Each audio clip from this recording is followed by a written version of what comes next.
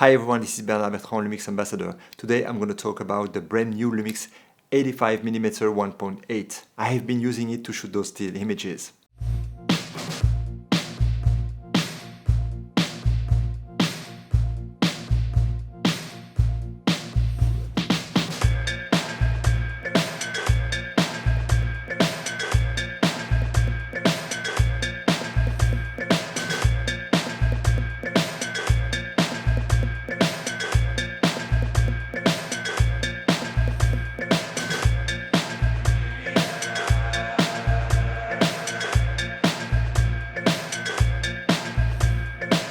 And I've been shooting either wide open at 1.8 or f8. Of course, we all know by now about the big improvement of the autofocus Panasonic implemented into the S5 first.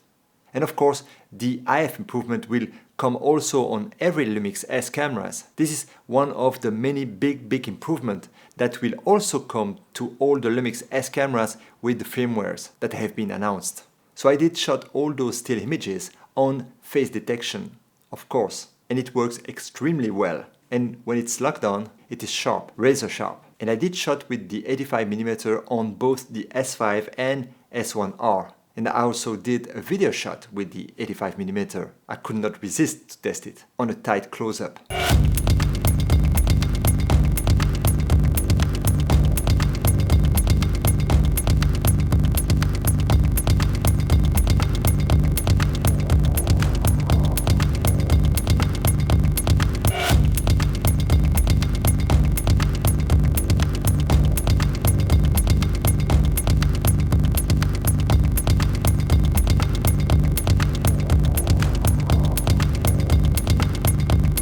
If you are following me on my channel, you know that for those kind of beauty shots or any of my fashion video shots, I love to let the camera float like this in my hand. And of course, because of the stabilization and the size and width of that little lens, it was really easy to do so. To shot the still images, I did use the 85mm on the S5 or the S1R, and when shooting on the S5, I did use this grip. I love it, of course, it's obvious, because you can then switch from horizontal to vertical, and you also got the extra battery on it. And because I have pretty big hands, I love it to use it like this with a grip. You know that the S5 without the grip is slightly smaller than the GH5. This is pretty amazing. So this is it, the 85, super compact lens. And after the upcoming firmware on the S5, we will be soon able to shoot also Cinema 4K with it and 12-bit RAW footage.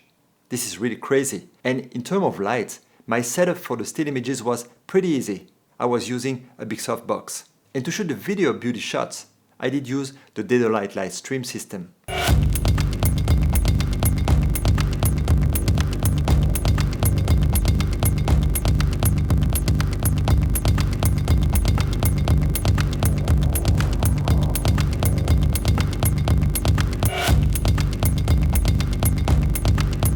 I will for sure come back later on that channel to talk about it in details. I absolutely love it. Basically, the light stream system from Dedoligt uses a collection of reflectors like this one. It's graded from 1 to 4, and 1 being almost a mirror, so super reflective, and 4 being really soft. Then it comes with a rotule like this and a little articulated arm, so you can put it on every direction.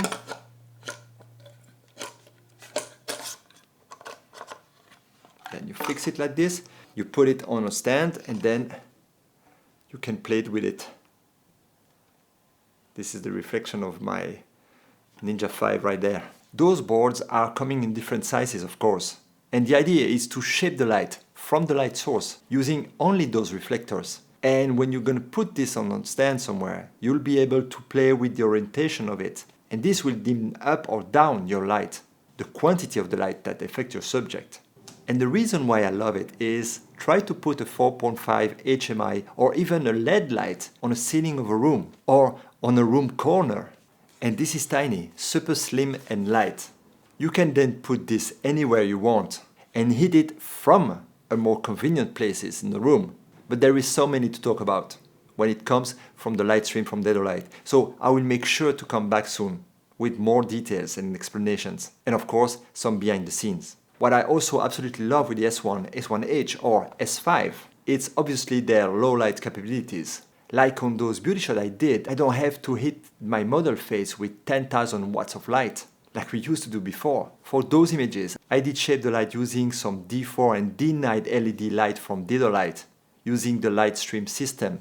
And the low light capabilities of the S1 in this case is exactly what I'm taking advantage of right now. I'm shooting this on the Lumix S1, and if I measure the light with the light meter at 125th of a second, pretty basic for still images, at 100 ISO, I'm at 1.0 on the f-stop.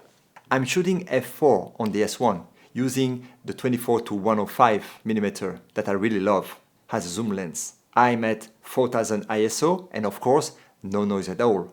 But it is, to me, really comfortable to be able to shoot those kind of talking heads with such a soft light, instead of getting a super strong light right into the eyes. And by the way, you may also know by now that the Lumix S1 will now also come with the manual control of its dual native ISO. This is a really good news. And it seems to be really part of the DNA of Panasonic Lumix to pay attention to the users and getting answers for them and their use. Remember the GH5 with the firmware they released back then? The GH5 was a complete other camera right after. Same thing more recently with the Lumix G9. This time Panasonic leveled the entire Lumix S system. It's amazing, and I believe every user will love it. So I promise I will come back soon with more behind the scenes using the S1, S5 or S1H. So stay tuned. Do not hesitate if you have any questions. As always, I will be pleased to answer. Thank you very much and see you next time.